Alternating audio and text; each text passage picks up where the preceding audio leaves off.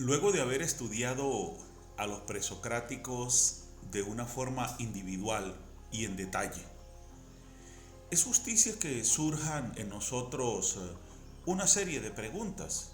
Y quizá la más importante de ellas es: ¿lograron los presocráticos su propósito de encontrar y explicar la causa primaria, la causa final, el principio fundamental, como le queramos llamar, sobre el que subyace toda la realidad? ¿Lograron resolver el problema que se plantearon desde su cosmología, desde su estudio de la física, de la naturaleza? ¿Qué importancia tiene la filosofía presocrática para el desarrollo de la etapa posterior conocida como etapa clásica, donde los protagonistas individuales, los protagonistas incuestionables serían Sócrates, Platón y Aristóteles?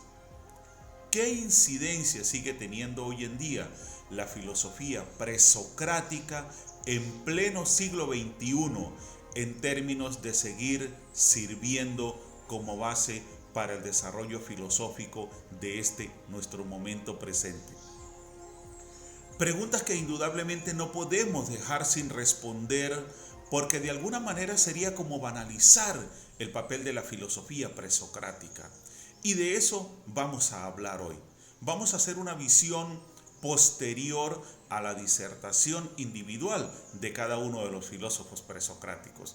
Así que con este tema de entrada tan interesante, les doy la bienvenida a Senda Filosófica, recordándoles como siempre que pensar bien no es un lujo, es una necesidad, e invitándolos a que por favor se suscriban al canal y le den like a los videos. Así que, dicho esto, yo voy a pasar inmediatamente a la materia que nos ocupa: filosofía presocrática, visión posterior a las disertaciones individuales. Suele decirse a menudo que la filosofía griega gira en torno al problema de lo uno y lo múltiple. Las cosas se transforman unas en otras. Ha de haber cierta unidad subyacente a la diversidad. Tales declara que es el agua, Anaxímenes el aire, Heráclito el fuego. Diferente, pero los tres creen en un principio último. Ahora bien, aunque el hecho del cambio pudiese sugerirles a los cosmólogos primitivos la noción de una subyacente unidad del universo, sería equivocado reducir tal noción a una conclusión de la ciencia física. El hecho es que los primeros cosmólogos saltaron por encima de los datos a la intuición de la unidad universal. Poseían lo que podríamos llamar la facultad de la intuición metafísica, y en esto estriba su gloria y el que merezcan ocupar un puesto en la historia de la filosofía.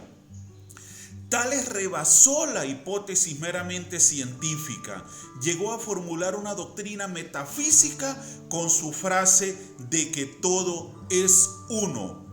Necesario es hacer una pausa acá para explicar a qué se refiere esto de que sería erróneo reducir tal noción a una conclusión de la ciencia física.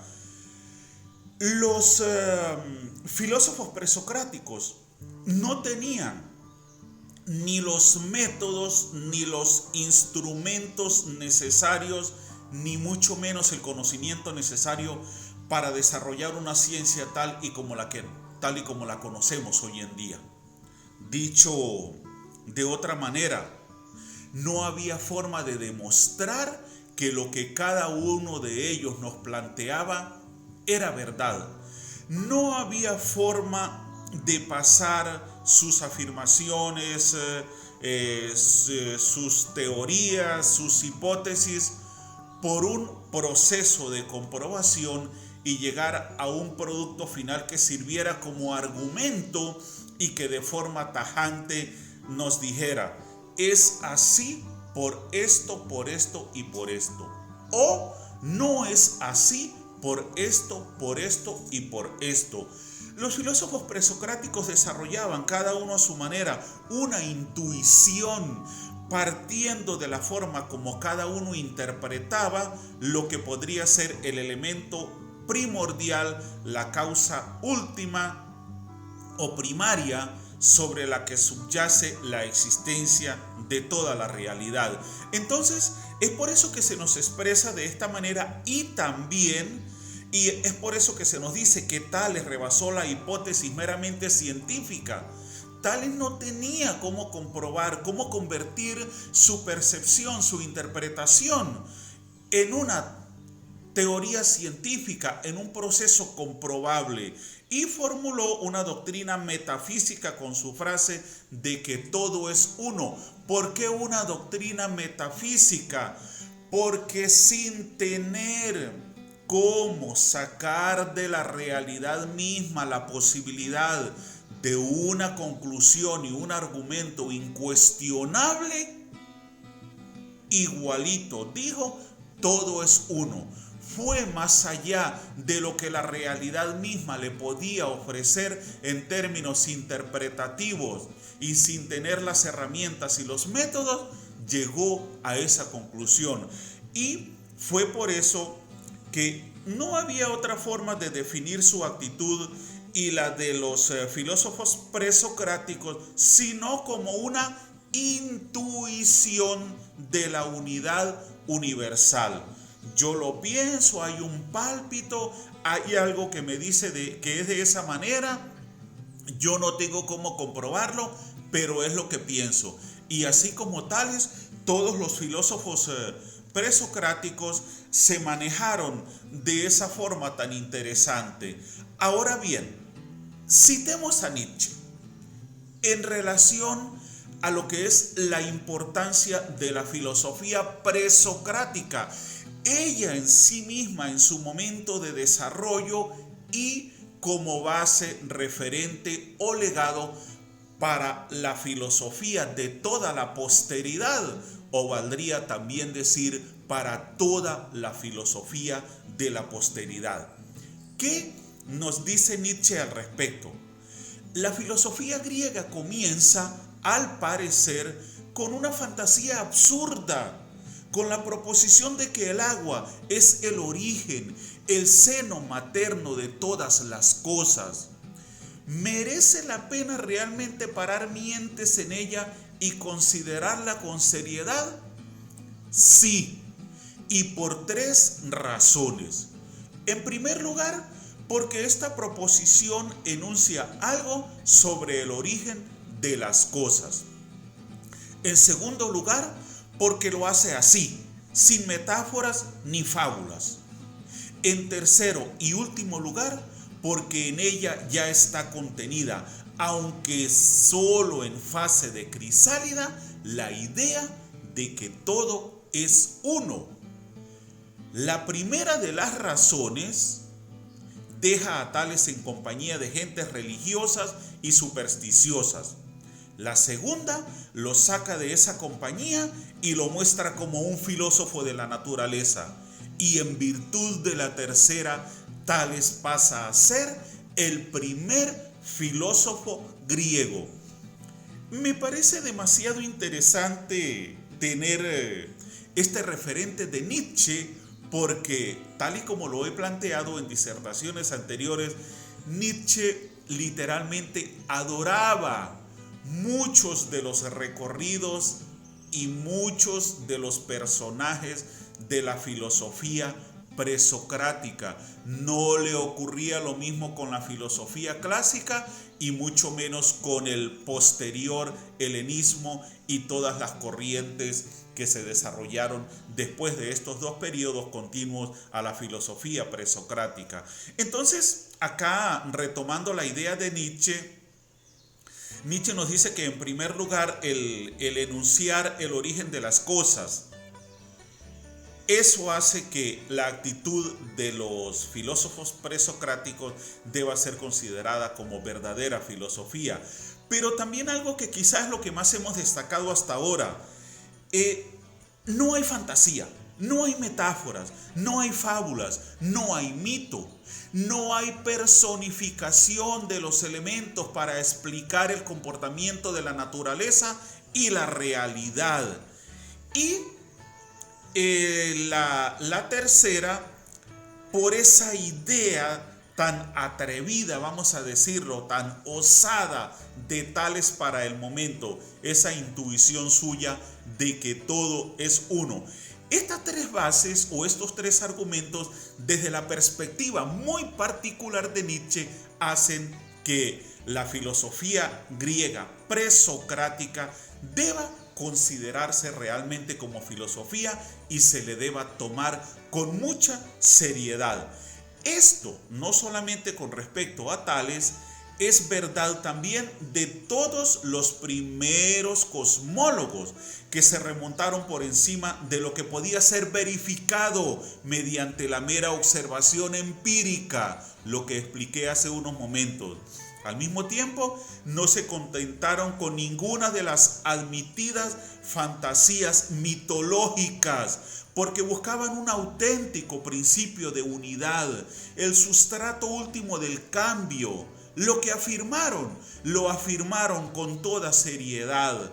Tenían ellos la noción de que el mundo era un todo sistemático, un conjunto gobernado por una ley. Sus afirmaciones se las dictaban la razón o el discurso, no la simple imaginación ni la mitología. Y así merecen ser contados en el número de los filósofos y como los primeros filósofos de Europa. Acá de manera muy breve yo voy a destacar un poquito algo de lo que hemos hecho mención en varias oportunidades. Esa noción de que el mundo era un todo sistemático gobernado por una ley. Ya esta visión mecánica o determinista, voy a mencionarlo de esa manera ahorita, era como si desde esta perspectiva los filósofos se vieran comprometidos a buscar la explicación de la realidad desde la realidad misma, desde su forma ordenada de ser, desde el conjunto de leyes que rige a esta realidad. Por esto, entre otras cosas ya mencionadas, los filósofos presocráticos deben ser considerados verdaderos filósofos. Pero aunque los primeros cosmólogos estuvieran inspirados por la idea de la unidad cósmica, se hallaban ante el hecho de lo múltiple. Tenían que dar cuenta y razón del mundo tal como lo conocemos. A este respecto, Anaxímenes recurrió al principio de la condensación y la rarefacción. Parménides negó en redondo las realidades del cambio y de la multiplicidad. Empédocles postuló 4 elementos últimos a partir de los cuales se compondrían todas las cosas en virtud de la acción, del amor y la discordia. Anaxágoras sostuvo el carácter definitivo de la teoría atómica y explicó cuantitativamente las diferencias cualitativas pese al hecho de que cada átomo represente al uno de Parménides. Importante es que ustedes noten que acá no estoy haciendo mención de los elementos que cada filósofo en sí mismo consideraba o del elemento que cada filósofo en sí mismo consideraba como constitutivo primario o subyacente de la realidad. No, sino del argumento que defendía la selección o la escogencia de ese elemento o elementos, algo que ya hemos explicado sobremanera y en lo que no vamos a redundar, por supuesto. Entonces, cabe decir pues que los presocráticos se debatieron con el problema de lo uno y lo múltiple y, ojo, no lograron resolverlo. Hubo más una intención fue más fuerte, más intensa, más productiva la intención que el resultado. La filosofía heraclitiana contiene la profunda noción de la unidad en la diversidad, pero está impedida por la exagerada afirmación del devenir y por las dificultades que comporta la doctrina del fuego. En resumidas cuentas, los presocráticos fracasaron en su intento de resolver el problema, y este fue planteado de nuevo por Platón y Aristóteles, quienes concentraron sobre él su superior talento y genio. Me veo en la necesidad de detenerme acá porque hablar de un fracaso del intento de resolver el tema del origen de la realidad, del elemento común sobre el que subyacen todos los componentes de la realidad, este fracaso no banaliza para nada el papel y la importancia de la filosofía presocrática, porque debo decirlo una vez más, lo que tiene un valor inconmensurable y lo que jamás podremos cambiar y lo que sigue teniendo hoy en día una incidencia impresionante en todo el desarrollo del progreso, la civilización y la cotidianidad de la humanidad en términos de su relación con la realidad, es el hecho de que los filósofos presocráticos corrieron la cortina del mito y pusieron en su lugar a la razón como base o como herramienta general, voy a decirlo de esta manera, para buscarle una explicación a la realidad. Sin esta iniciativa, sin este punto de partida, la filosofía definitivamente no hubiese tenido un desarrollo inicial y el posterior desenvolvimiento o proceso evolutivo que la ha llevado a lo que es hoy en día, pasando por todas las etapas que la han conformado en su completo desarrollo. Entonces, un fracaso, el hecho de no haber logrado resolver el problema de lo uno y lo múltiple, pero un éxito en términos de decirnos, valgámonos de la razón. Esto es extremadamente importante. Más, si el problema de lo uno y lo múltiple siguió preocupando a los filósofos griegos del período post-socrático, evidentemente no debemos caracterizar la filosofía presocrática exclusivamente por una referencia a este problema. Eso no es lo único que la hace valiosa, sino que hemos de buscar algún otro rasgo que la distinga y caracterice. Podemos decir que la filosofía presocrática pone todo su interés en el mundo exterior, en el objeto, en lo que está fuera del yo. El hombre, el sujeto, el yo no quedan excluidos de sus consideraciones, pero el centro de su interés se halla sin duda fuera del yo. Hago una nueva pausa acá.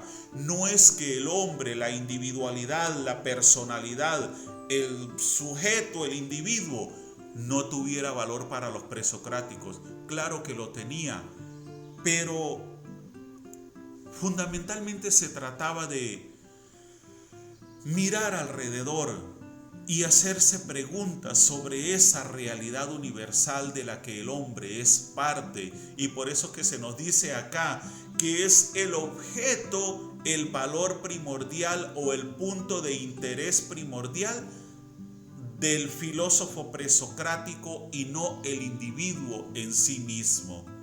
Es el mundo, es la realidad de la que el hombre es parte lo que tiene un valor primordial. Entonces, no era solamente el hecho del problema de lo uno y lo múltiple, no, porque para buscar una solución a ese problema había que apelar al objeto universal, a la realidad que está alrededor del hombre. Por eso se nos dice que el presocrático pone su interés en el mundo exterior. Entonces, ese era su principal centro de interés. Todo el interés, el trabajo, la orientación, el esfuerzo filosófico estaba orientado a todo lo que está fuera del individuo. y esto también es muy importante comprenderlo. Entonces, el problema de lo uno y lo múltiple y el mundo exterior, dos rasgos característicos de la filosofía presocrática. En cuanto al mundo exterior, esto se verá claramente examinando la pregunta que se fueron haciendo uno tras otro los pensadores presocráticos. ¿Cuál es el componente último del mundo? Esta pregunta me resume todo lo que acabo de explicar y reafirma, por supuesto, la idea expresada. En sus respuestas a esta cuestión, rebasaron ciertamente lo que les garantizaban los datos empíricos, pero trataron el asunto con espíritu filosófico. Vuelvo otra vez sobre este punto. No tengo cómo comprobar lo que digo. Simplemente genero una intuición y llego a esa conclusión, lo afirmo de esa manera, valiéndome de la razón.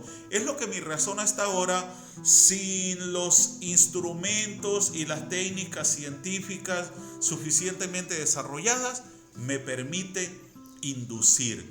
Entonces, aún no distinguían bien entre la ciencia y la filosofía, mas ha de recordarse que en aquel primitivo estadio del saber, difícilmente era posible diferenciar la ciencia física y la filosofía. Recuerden lo que yo les he dicho en varias oportunidades. La filosofía prácticamente no nació estrictamente como filosofía en sí misma, porque al valerse del razonamiento y al dar los primeros pasos para un desarrollo de pensamiento organizado, sistemático, jerarquizado, con procedimientos claros, aunque no desde el principio, este inicio filosófico, racional, pretendidamente ordenado y apegado a la realidad y al individuo como base, esto derivaría posteriormente en una cantidad de ciencias muy específicas. Como se interesaron en averiguar la naturaleza última del mundo, sus teorías cuentan entre las filosóficas y debido a que su pregunta estaba inspirada sobre todo por el hecho del cambio material, su respuesta la expresaron en su mayor parte con términos y conceptos tomados de la materia. La materia es la base, pero cuando se llega a conclusiones tan descomunales como la multiplicidad de Heráclito, el uno de Parménides, eso trasciende lo meramente físico y va a la intuición metafísica. Yo llego a una conclusión que no parte de la realidad misma porque no tengo cómo comprobarlo, pero es lo que se me ocurre pensar, es lo que se me ocurre o a lo que se me ocurre llegar como conclusión sobre toda esta forma de razonamiento para buscar una explicación al problema de la pluralidad y lo uno de la realidad. Hallaron que la estofa última del universo era una materia de alguna clase, los presocráticos, y siempre se llegaba a esta conclusión independientemente de cuál fuera el elemento escogido, vamos a decirlo de esta manera, por cada uno de los filósofos presocráticos. De manera que a los primeros filósofos griegos se les llama con razón cosmólogos, porque se interesaron en averiguar la naturaleza del cosmos. Y al hombre mismo lo consideraron en su aspecto objetivo como una porción del cosmos, más bien que en su aspecto subjetivo de sujeto del conocimiento o de agente voluntario y moral. El valor secundario, vamos a decirlo de esta manera, que el individuo tenía en esta búsqueda de respuestas por parte de los filósofos presocráticos era un valor como parte de la realidad misma. No era un valor individual, de carácter sobresaliente individual, sino del individuo como parte de toda la totalidad. Y por eso se nos dice aquí que no tampoco como un agente voluntario y moral, ni tampoco como un aspecto subjetivo de sujeto del conocimiento. En su consideración del cosmos, no llegaron a ninguna conclusión definitiva que explicase todos los factores implicados. Hubo una complejidad, hubo una pluralidad de propuestas, pero ninguna llegó a una conclusión definitiva. Ahora, ¿qué pasa? Este evidente fracaso de la cosmología llevó naturalmente a dirigir el interés hacia el sujeto, apartándolo del objeto, al hombre mismo, prescindiendo del cosmos. Entonces, en virtud de este fracaso sobre el estudio del cosmos, se llegó a un momento en que se generó un escepticismo y se dijo, vamos a volcar el interés sobre el individuo. Aunque es cierto que la filosofía presocrática gira en torno al cosmos, también se planteó un problema vinculado con el hombre en cuanto a sujeto cognoscente, el de las relaciones entre la razón y la apariencia sensible, y esto es para mí quizá lo de más valor en la filosofía presocrática. Así, Parménides deja de lado la evidencia de los sentidos como ilusoria y proclama que solo el conocimiento racional puede llegar a asir la realidad permanente. Cuando Parménides negó la validez de la percepción sensible, lo hizo en razón de una doctrina metafísica, más bien que en virtud de una detenida consideración de la naturaleza de la percepción sensible y del conocimiento no sensitivo. Lo que se nos quiere decir acá es que Parménides no era que banalizara la importancia de la sensibilidad por la sensibilidad en sí misma, sino que para él, para comprender aquello de que el todo es uno, para comprender esta especie de monadología, esta unidad universal, los sentidos no eran suficientes. Yo no puedo simplemente con una relación sensible entre mi individualidad y el mundo comprender lo que es la realidad en sí misma. ¿Por qué? Porque la relación sensible del hombre con la realidad es una relación superficial, es una relación de apariencia. Los sentidos me permiten conocer la apariencia de la realidad, pero solamente a través de la razón puedo profundizar para llegar a un conocimiento más cierto de lo que es la realidad en sí misma. Y entonces a mí me parece muy importante aclarar esto, puesto que a los primeros pensadores griegos les corresponde con justicia el dictado de filósofos, y puesto que procedieron en gran parte a base de acciones y reacciones o de tesis y antítesis, no podía menos de esperarse sino que los gérmenes de las tendencias filosóficas posteriores y los de las respectivas escuelas fuesen ya discernibles en la filosofía presocrática. Entonces, fíjense ustedes que acá se nos plantean dos bases o dos argumentos muy importantes sobre el valor de la filosofía presocrática. La relación del hombre con la realidad a través de la razón, demasiado importante esto, y también este desarrollo de tesis y de antítesis que derivaría en las posteriores tendencias filosóficas y que tuvieron como punto de partida a esta filosofía presocrática en sí misma. Entonces, ya hemos aducido cuatro razones muy importantes sobre el valor de la filosofía presocrática. Ahora, esa incidencia posterior de la filosofía presocrática, a ver, oigan esto, así, cuando se asocia la doctrina parmenídea del uno con la exaltación del conocimiento racional a expensas de la percepción sensible, colígense los gérmenes del futuro idealismo. Eso, por un lado, Parménides me le da valor a la razón, no a la sensibilidad. Ahí ya hay un germen, una semilla inicial de la posterior filosofía idealista de, entre otros, Platón. Mientras que en la introducción del nous por Anaxágoras podemos ver los gérmenes del posterior teísmo filosófico. Es decir, ¿Cuántos filósofos posteriormente se apoyaron en la idea de Dios para explicar aquellos vacíos sobre la realidad que no podían explicar desde la filosofía en sí misma? Recordemos lo que decía Sócrates sobre Dios como ser perfecto, que no podíamos esperar sino cosas buenas de un Dios que es perfecto. Recordemos lo que decía Platón, de que ningún hombre tiene la capacidad de inspirar la fuerza y la seguridad que inspira una divinidad en sí misma.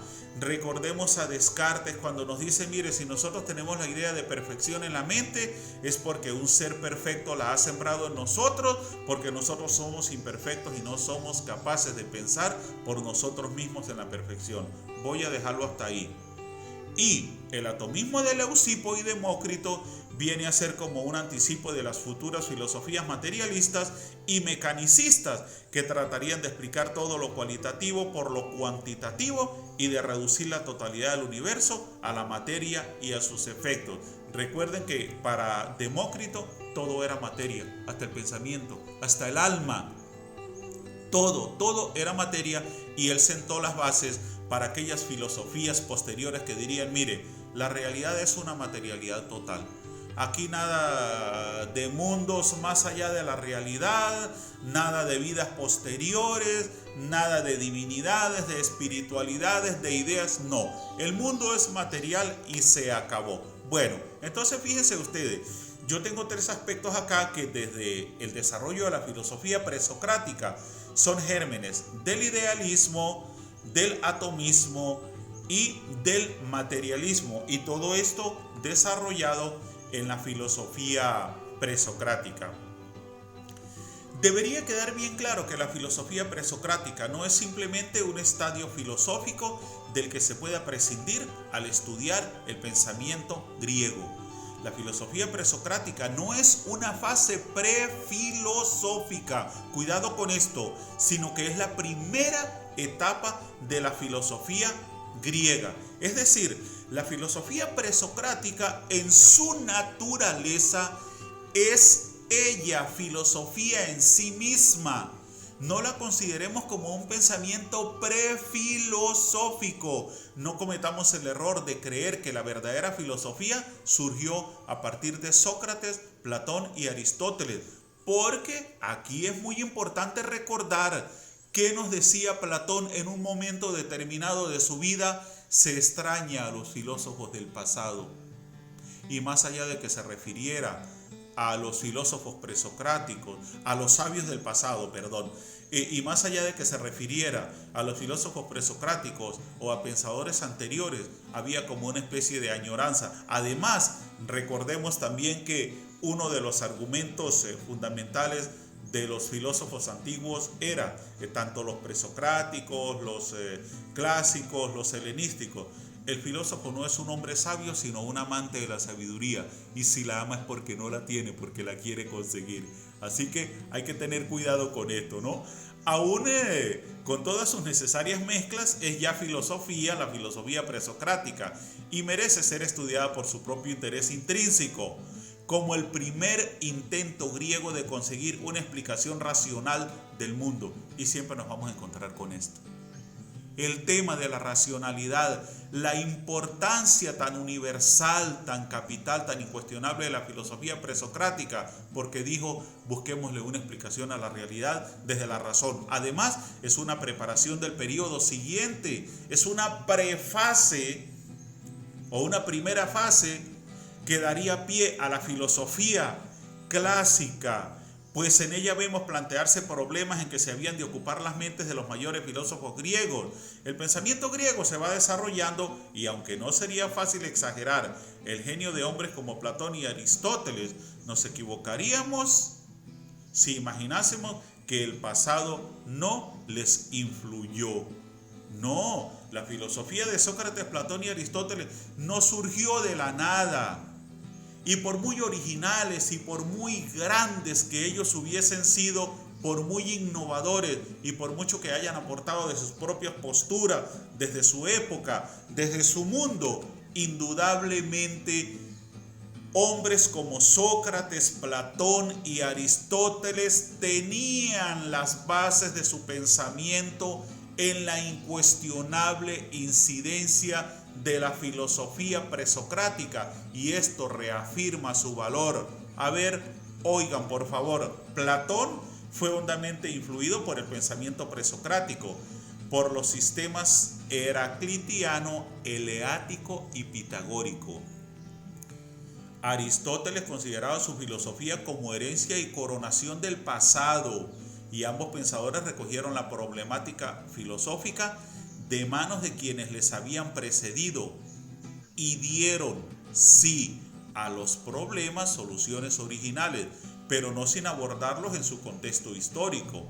Sería pues absurdo comenzar una historia de la filosofía griega con una exposición crítica de Sócrates y de Platón sin haberse detenido antes a estudiar el pensamiento que les precediera, puesto que ni a Sócrates, ni a Platón, ni a Aristóteles podemos entenderles sin conocer a sus predecesores. Entonces, ya yo con esto vengo cerrando mi disertación del día de hoy, un poco breve, porque no podemos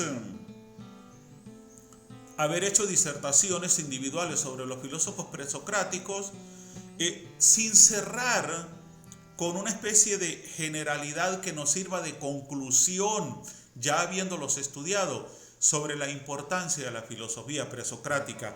Cuando nosotros buscamos este tipo de visión general y estos análisis profundos y estas explicaciones tan magistrales, cuando digo magistrales me refiero a que hay filósofos como Hirzberger, como Copleston, como Will Durant, y bueno, muchísimos grandes de todas las épocas que desarrollaron una visión extremadamente interesante sobre las distintas etapas de la filosofía y que relacionaron de una manera muy magistral una con otra y dejaron ver muy claro, como en este caso, la incidencia o la importancia de las filosofías anteriores para los desarrollos de las filosofías posteriores. Yo hoy para esta disertación me he valido de una fuente extremadamente importante, que es la historia de la filosofía de Frederick Copleston. En ella he basado mi disertación del día de hoy. Entonces, dicho esto, pues nos queda claro ya, cerrando, que la filosofía presocrática tuvo una importancia capital universal y la sigue teniendo hoy en día. Yo voy a cerrar mi disertación del día de hoy ya de esta manera, invitándolos nuevamente a que se suscriban al canal y a que le den like a los videos. Si ustedes quieren tener un conocimiento detallado sobre por lo menos los filósofos presocráticos más importantes que hemos tratado hasta ahora, bueno, vayan a los videos anteriores, ahí están todos desarrollados para que de forma individual se empapen un poco de la propuesta de cada uno de estos filósofos del periodo presocrático. Igualmente, los invito para la próxima semana, cuando vamos a estar iniciando nuestras disertaciones sobre los sofistas. Los sofistas, increíble, vistos de una manera muy contrastada, odiados por unos, amados por otros, banalizados por unos, exaltados por otros. Pero los sofistas, igual que los presocráticos que hemos mencionado hasta ahora, tienen un valor capital en el desarrollo de la historia de la filosofía antigua. Así que recuerden que pensar bien no es un lujo, es una necesidad. Recuerden la próxima semana, periodo sofista de la filosofía. Chao, chao.